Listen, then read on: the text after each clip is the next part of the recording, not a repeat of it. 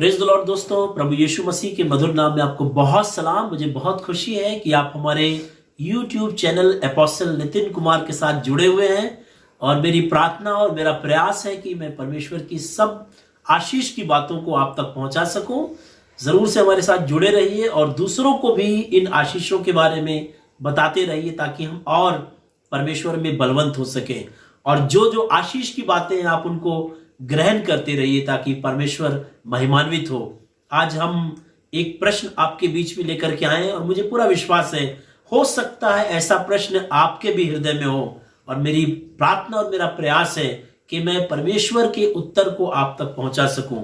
तो आइए इस एपिसोड में देखते हैं कि परमेश्वर हमसे क्या बातचीत कर रहा है।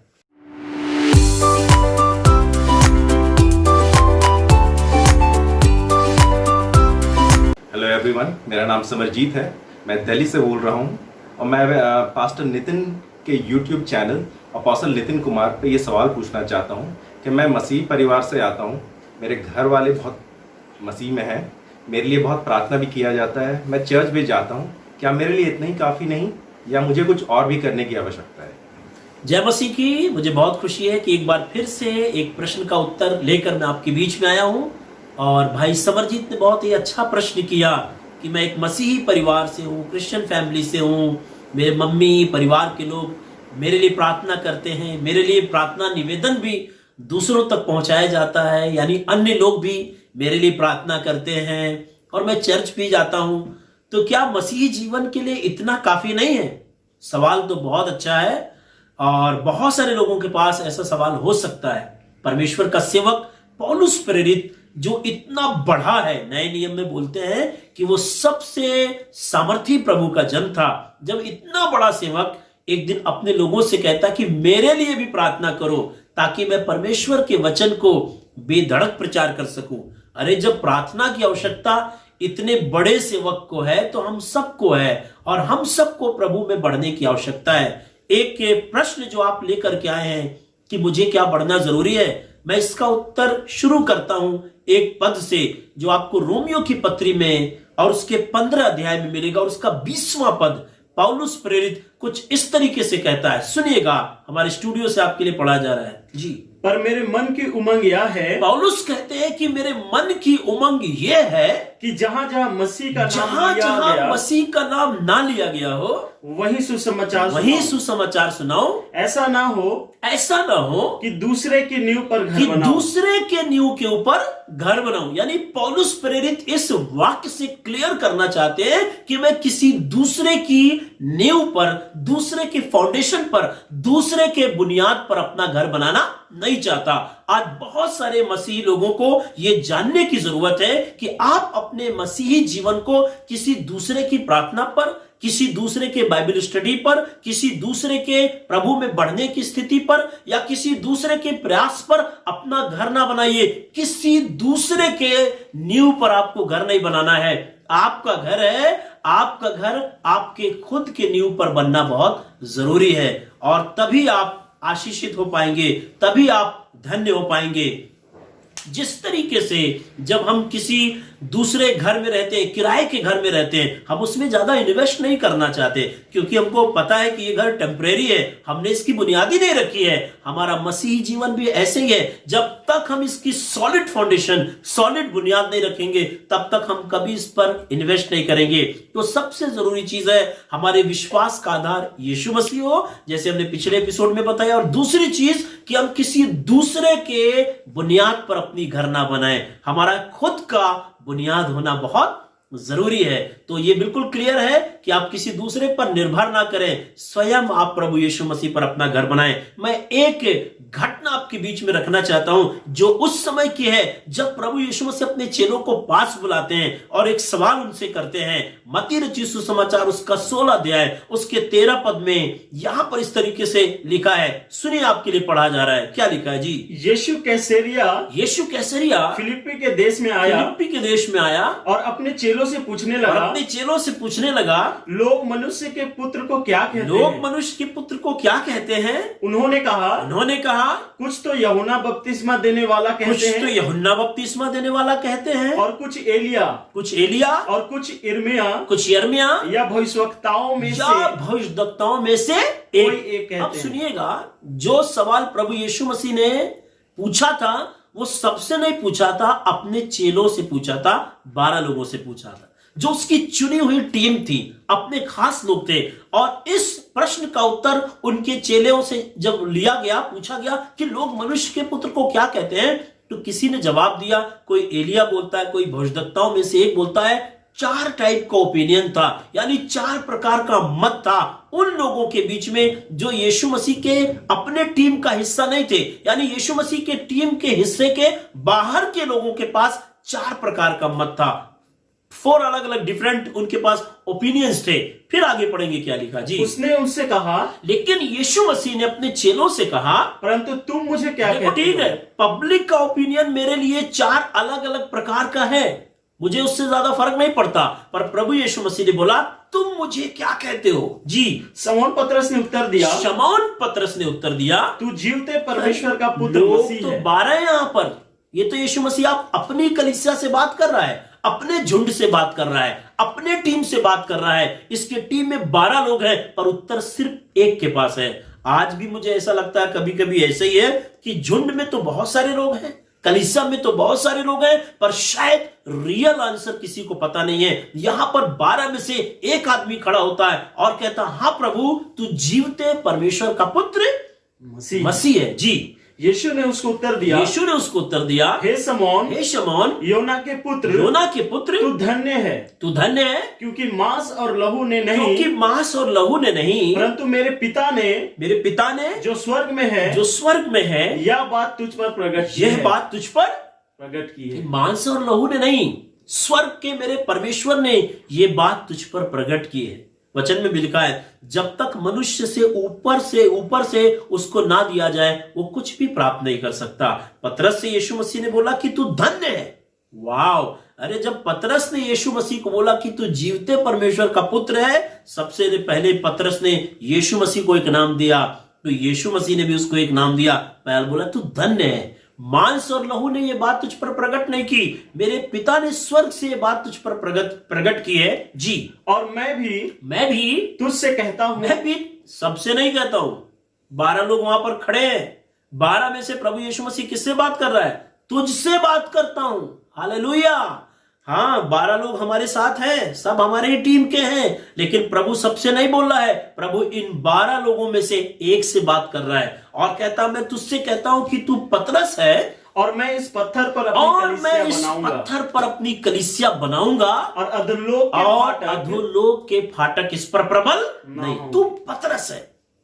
शमौन का मतलब होता है बालू और पतरस का मतलब होता है चट्टान। तो ये वो चट्टान है, यानी तेरे पास एक प्रकाशन है और ये प्रकाशन सांसारिक नहीं है, ये प्रकाशन तुझे स्वर्ग के परमेश्वर की तरफ से मिला है। लोगों के पास ओपिनियन है, लेकिन तेरे पास रेवलेशन है। मसीही जीवन में तरक्की करने के लिए हमको ओपिनियन पे नहीं चलना है, रेवलेशन पे चलना है। हमको लोगों के मत पर आधार पर नहीं चलना है, बल्कि हमें स्वर्गीय प्रकाशन के ऊपर चलना है। और प्रभु यीशु मसीह पतरस से बोलता है कि तू धन्य है। ये बात मांस और लहू ने नहीं, मेरे पिता ने स्वर्ग से तुझ पर प्रकट किए। तू पतरस है और मैं इस पत्थर पर, इस प्रकाशन पर, अगर तुम्हारे पास ये व्यक्तिगत विश्वास है, अगर तुम व्यक्तिगत तौर से ये मानते हो कि प्रभु यीशु मसीह परमेश्वर का पुत्र है, प्रभु यीशु मसीह मेरे पापों के लिए मारा गया, गाड़ा गया, मृतकों में से जी उठा, वो कुंवारी मरियम के द्वारा गर्भ में आया, वो सताया गया, सहता गया, दुख उठाया, क्रूस पर चढ़ा, तीसरे दिन मृतकों में से जी उठा, अगर तुम्हारा व्यक्तिगत विश्वास है तो मैं कहता हूं तू पतरस है और इस पत्थर पर मैं अपनी कलीसिया बनाऊंगा और अधोलोक के फाटक प्रबल नहीं होंगे। 11 लोग टीम के अंदर क्या सोचते हैं इससे फर्क नहीं पड़ता, 11 लोग जो कलीसिया के अंदर हैं वो क्या सोचते हैं इससे फर्क नहीं पड़ता, पर ये पर्सनल यानी पतरस का एक व्यक्तिगत संबंध प्रभु यीशु मसीह के साथ था। तो मैं आपको बताना ये चाहता हूं कि हमें अपना एक व्यक्तिगत संबंध बनाना है, व्यक्तिगत प्रकाशन रखना है और हमें किसी दूसरे के बुनियाद पर अपना घर नहीं बनाना। क्या जब यीशु मसीह को एलिया बोला गया तो क्या ये कोई हल्की बात थी? एलिया भी तो नबी था। क्या उसको भविष्यद्वक्ताओं में से एक बोला गया तो क्या ये हल्की बात थी? अरे वो भी तो बड़े ऊंचे पद की बात थी।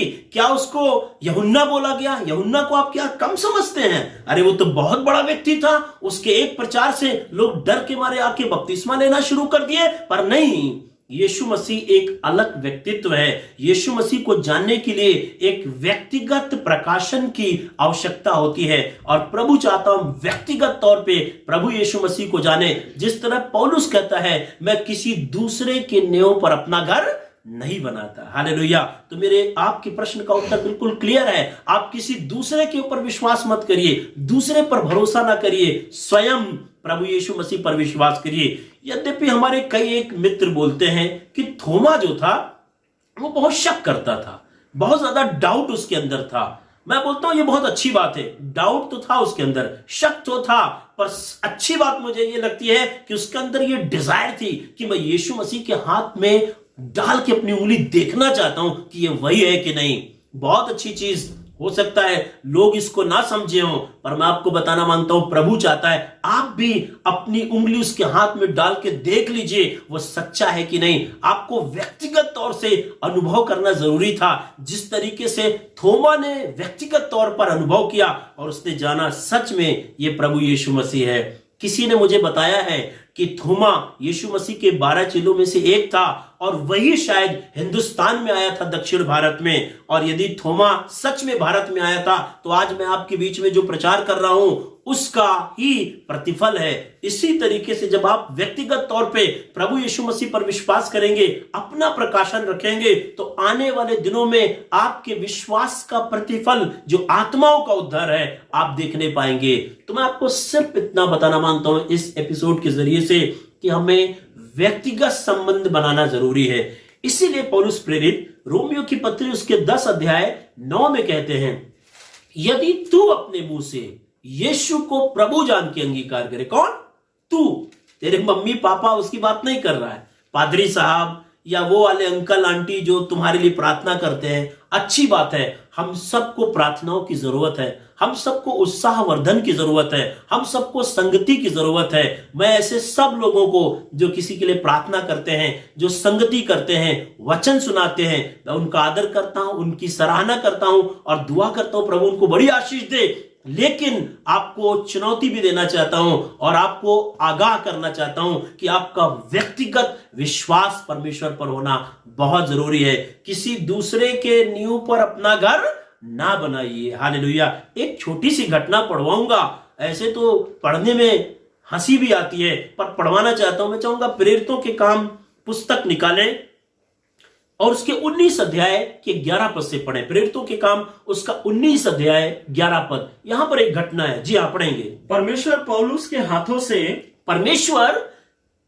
हाथों से सामर्थ के अनोखे काम दिखाता था। सामर्थ के अनोखे काम दिखाता था कि यहाँ तक कि रुमाल और अंगूछे उसकी देह से स्पर्श करा के बीमारों पर डालते थे और उनकी बीमारियां जाती रहती थी। बीमारियां क्या हो जाती थी? वाह, इतना पावरफुल सेवक। लोग उसके बदन से कपड़ा छू करके किसी बीमार पे डालते थे तो बीमार ठीक हो जाता था। वाह, खुदा बाप हम सबके जीवन में ऐसे ही आश्चर्य कर्म करे कि हमारे द्वारा भी ऐसे काम हो सके। आगे पढ़ेंगे जी। और दुष्ट आत्माएं उनमें से निकल जाया करती थी जी। परंतु कुछ यहूदी जो झाड़ा फूकी करते फिरते थे यह कहने लगे कि जिसमें दुष्ट आत्मा हो उन पर प्रभु यीशु मसीह का नाम यह कहकर फूके। जिस यीशु का प्रचार यीशु का प्रचार कौन करता है? पौलुस करता है। मैं तुम्हें उसकी शपथ देता हूं। और सिकवा नाम के एक यहूदी महायाजक के 7 पुत्र थे। यहूदी महायाजक के 7 पुत्र थे। हाँ, पढ़ो आगे जी। जो ऐसा ही करते थे। जो क्या करते थे? एक याजक था जिसके 7 बेटे थे और उनको एक बड़ा अच्छा तरीका मिल गया। वो जब दुष्टात्मा निकालने जाते थे तो वो बोलते थे, उनको पता यार हम लोग तो ठीक ठाक है नहीं भाई, हम लोग का तो दुष्ट आत्मा बात मानती नहीं, हम लोग की प्रार्थना तो सुनती नहीं। तो जब दुष्ट आत्मा निकालने जाते थे तो बोलते थे, सुन, जिस यीशु का पौलुस प्रचार करता उसके नाम से मैं तुझे निकालता हूं। और ऐसा कुछ दिन तो चल गया। जी हाँ, आगे पढ़े। पर दुष्ट आत्मा ने उनको उत्तर दिया, लेकिन दुष्ट आत्मा ने उसको उत्तर दिया, यीशु को मैं जानती हूँ, यीशु को भी मैं जानती हूँ और पौलुस को भी पहचानती हूँ, परंतु तुम कौन हो? यीशु मसीह तो परमेश्वर का पुत्र है और पौलुस ने अपना घर चट्टान पे बनाया है। पौलुस ने अपना जीवन यीशु मसीह को दे दिया है। दुष्ट आत्मा कह रही मैं यीशु को भी जानती हूँ और पौलुस को भी जानती हूँ। हाँ, परंतु तुम कौन हो? लेकिन तुम कौन हो भाई? कहीं ऐसा ना हो कि जब प्रभु यीशु मसीह का आना हो तो वहां से स्वर्गदूत बोले, मैं तो तुम्हारे मम्मी को भी जानता हूं, पप्पा को भी पहचानता हूं, बुआ को भी पहचानता हूं, पादरी साहब को भी पहचानता हूं, भाई तुम कौन हो? कहने लगी दुष्ट आत्मा, तुम कौन हो? मैं तुम्हें नहीं पहचानती। आगे पढ़ेंगे जी। और उस मनुष्य ने जिसमें दुष्ट आत्मा थी उन पर लपक कर और उन्हें वश में लाकर उनको वश में लाकर उन पर ऐसा उपद्रव किया कि वे नंगे। अरे मत पढ़िए भैया, क्या क्या उनकी हालत हो गई मालूम है क्यों? क्योंकि उन लोगों ने अपना घर चट्टान पर नहीं बनाया था। उनके पास अपना व्यक्तिगत प्रकाशन नहीं था, उनके पास अपना व्यक्तिगत संबंध परमेश्वर के साथ नहीं था। पौलुस का था, तभी तो पौलुस को दुष्ट आत्माएं पहचानती थी। आज बहुत सारे ऐसे लोग हैं जिनका कोई व्यक्तिगत संबंध परमेश्वर के साथ नहीं है। वो हायर एंड फायर करना मानते हैं, कभी उससे प्रार्थना कराएंगे, कभी उससे प्रार्थना कराएंगे, कभी यहां डोनेशन भेजेंगे, कभी वहां सपोर्ट करेंगे, कभी कुछ बोलेंगे, कभी कुछ बोलेंगे। आप सब कुछ करिए, पर मैं आपको बताना मांगता हूं, अपना व्यक्तिगत प्रकाशन होना बहुत जरूरी है। व्यक्तिगत तौर पे परमेश्वर के साथ रिश्ता होना बहुत जरूरी है। मैं किसी दूसरे के चट्टान पर, किसी दूसरे के बुनियाद पर, किसी दूसरे के प्रकाशन पर अपना घर नहीं बनाता। एक और दृष्टांत पढ़ाना चाहता हूं। मैं चाहूंगा मत्ती रचित सुसमाचार उसका 13 अध्याय और उसके 24 पद को निकाल के पढ़ेंगे। सुनिए क्या लिखा, मत्ती रचित सुसमाचार 13 अध्याय 24 पद। जी। यीशु ने उन्हें एक और दृष्टांत दिया। प्रभु यीशु मसीह ने अपने चेलों को, लोगों के एक और दृष्टांत दिया। स्वर्ग का राज्य उस मनुष्य के समान है जिसने अपने खेत में अच्छा बीज बोया। जिसने अपने खेत के अंदर अच्छा बीज बोया।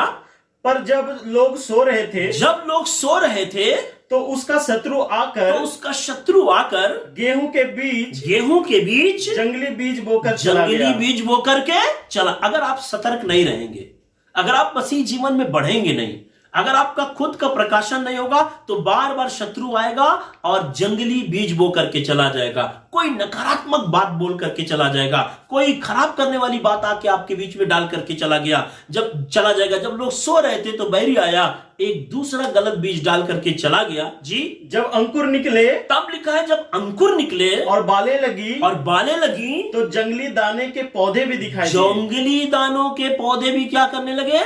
दिखाई देने लगे। हाँ। इस पर गृहस्थ के दासों ने आकर उससे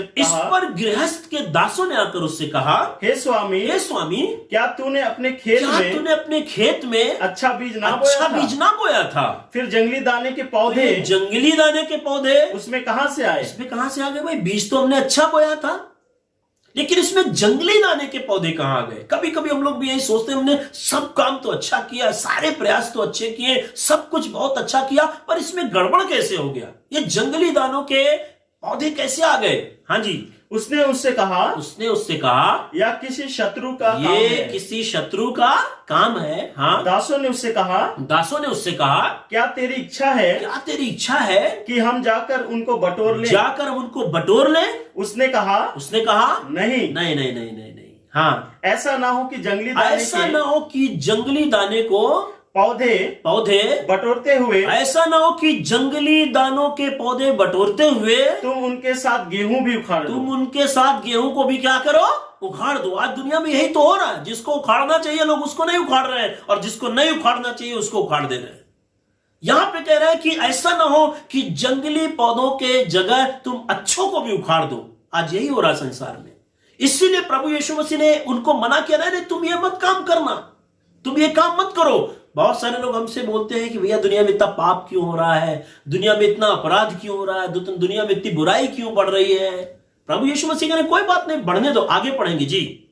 कटनी तक दोनों को यीशु मसीह ने कहा कटनी तक दोनों को एक साथ बढ़ने दो। एक साथ क्या करो, बढ़ने दो। प्रभु की इच्छा मालूम क्या थी कि जो अच्छे दाने हैं वो बढ़ें। और यही चीज मैं आपको इस संदेश के माध्यम से बताना चाहता हूं। आप अच्छे दाने हैं और परमेश्वर की इच्छा है आप बढ़ते चले जाएगा, उसी में जड़ पकड़ते और बढ़ते चले जाओ। प्रभु की इच्छा है कि हम अपने मसीह जीवन को एक जगह पला के रोक ना दें, हम किसी दूसरे के ऊपर आश्रित ना रहें, किसी दूसरे के ऊपर निर्भर ना हो, लेकिन हमारा स्वयं का रिश्ता परमेश्वर के साथ बहुत अच्छा होना चाहिए। हालेलुया। और मुझे पूरा विश्वास है अब आप इस संदेश को सुनने के बाद अपना व्यक्तिगत समय परमेश्वर के साथ व्यतीत करेंगे, परमेश्वर से प्रार्थना करेंगे, परमेश्वर के पास जाएंगे और प्रभु के सम्मुख अपना सब कुछ उंडेल देंगे। हालेलुया। व्यक्तिगत संबंध। एक दिन पुराने नियम में एक आदमी था जो बीमार हो गया। जब वो बीमार हो गया उसका नाम हिजकिय्याह था और लिखा जब उसको पता चला, नबूवत हो गई कि अब तू बचेगा नहीं, तेरी मृत्यु होने वाली है, बेचारा बड़ा डर गया। तब वो अपने घर में गया और लिखा है भीत की तरफ अपना मुंह करके परमेश्वर के सामने बिलक बिलक करके रोने लगा, फूट फूट के रोने लगा। और मालूम है उसने एक बात परमेश्वर से कही, उसने कहा परमेश्वर तुझे मालूम है मैं निरंतर तेरे सम्मुख चलता आया हूं, मैंने हमेशा तुझे अपने सामने रखा है। जब परमेश्वर ने उसके आंसुओं को सुना, उसके दुख को देखा कि वो कैसे रो रहा है, बिलक रहा है, तो लिखा परमेश्वर ने उसकी आयु को 20 वर्ष और बढ़ा दिया। हालेलुया। परमेश्वर तो चाहता समाप्त कर देता, लेकिन परमेश्वर ने उसकी आयु को बढ़ाया। मालूम है क्यों? क्योंकि ये एक ऐसा व्यक्ति है जो पिछले दिनों में परमेश्वर के साथ साथ चला है, एक ऐसा व्यक्ति है जिसका परमेश्वर के साथ अनुभव रहा है। मेरे दोस्तों, मैं आपको बताना मानता हूं कि आप भी अपना रिश्ता परमेश्वर के साथ ऐसा बनाइए कि जब समस्या आए, मुसीबत आए, तो आप परमेश्वर के पास जा सकें और बोले प्रभु मैं तेरे साथ चलता हूं, प्रभु मैं तेरी सेवा करता हूं, प्रभु मैंने तुझे अपना लिया है, प्रभु मैं तुझे जानता हूं। और तब आपको भी ये कॉन्फिडेंस होगा, आपके अंदर ये बोल्डनेस आएगा, आपके अंदर ये हियाव होगा और आप इस पृथ्वी पर भी आशीषित होंगे और आप अनंत जीवन प्राप्त करेंगे। आखिरी चीज क्या बताऊंगा मैं आपको, मालूम है परमेश्वर का सेवक पौलुस एक बहुत खूबसूरत बात बोलता है और वो बोलता है मैंने अपनी दौड़ पूरी कर ली है। हालेलुया। मुझे नहीं मालूम शुरुआत से उसके साथ क्या क्या तकलीफें आई, वो सताया गया, जहाजों में गया, जहाज टूट गए, उसको 5 बार 39 कोड़े पड़े, उसके ऊपर पथराव किया गया, संकट में, जोखिम में, कितनी समस्याओं से होकर के गुजरा। पर वचन कहता है कि वो बोलता मैंने अपनी दौड़ को पूरी कर ली है। हालेलुया। और भविष्य में मेरे लिए धर्म का मुकुट रखा है। वो एक बात और बोलता है, मालूम है मुझे तो सबसे अच्छा लगता है, वो बोलता जीवित रहना मेरे लिए मसीह है और मर जाना मेरे लिए लाभ की बात है। कह रहा मैं तो बीच में अधर्म में हूं, मुझे समझ में नहीं आता कि मैं जीवन को चुनूं या मृत्यु को चुनूं, क्योंकि मेरे लिए दोनों में फायदा। अगर मैं जीवित हूं तो मसीह के लिए और मर जाता हूं तो भी मसीह के लिए। जीवित रहना मेरे लिए मसीह और मर जाना लाभ है। मालूम है क्यों? क्योंकि पौलुस के पास एक व्यक्तिगत संबंध रहा है परमेश्वर के साथ, वो प्रभु में बढ़ता रहा है। उसने अपने जीवन का आधार किसी दूसरे के ऊपर नहीं बनाया, उसका खुद का। वो बोलता मैंने अपने घर को, मैंने अपने भवन को किसी दूसरे के बुनियाद पर नहीं बनाया, खुद के बुनियाद पर बनाया है। आज प्रभु की इच्छा है कि उसके बेटे और बेटियां किसी दूसरे के ऊपर निर्भर ना करें। हाँ, हमें दूसरों की आवश्यकता है, हमें दूसरों के साथ संगति करना जरूरी है, दूसरों की प्रार्थनाओं की आवश्यकता है, दूसरों के सहयोग की जरूरत है, पर हमारा स्वयं का प्रकाशन होना हमारी जिंदगी में बहुत जरूरी है। जब तक स्वयं का प्रकाशन नहीं होगा तब तक हम ईश्वर में आगे नहीं बढ़ सकते। तो प्रभु आपको इन वचनों से बहुत आशीष दे। आइए हम अपना खुद का रिश्ता प्रभु के साथ बनाना शुरू करें और प्रभु हमको बहुत आशीष देने के लिए जा रहा है। God bless you. आपसे फिर जल्दी ही मुलाकात होगी। हमारे साथ जुड़े रहिए, बने रहिए और आइए हम सब मिलकर परमेश्वर का धन्यवाद करते रहें। God bless you. प्रभु आपको आशीष दे।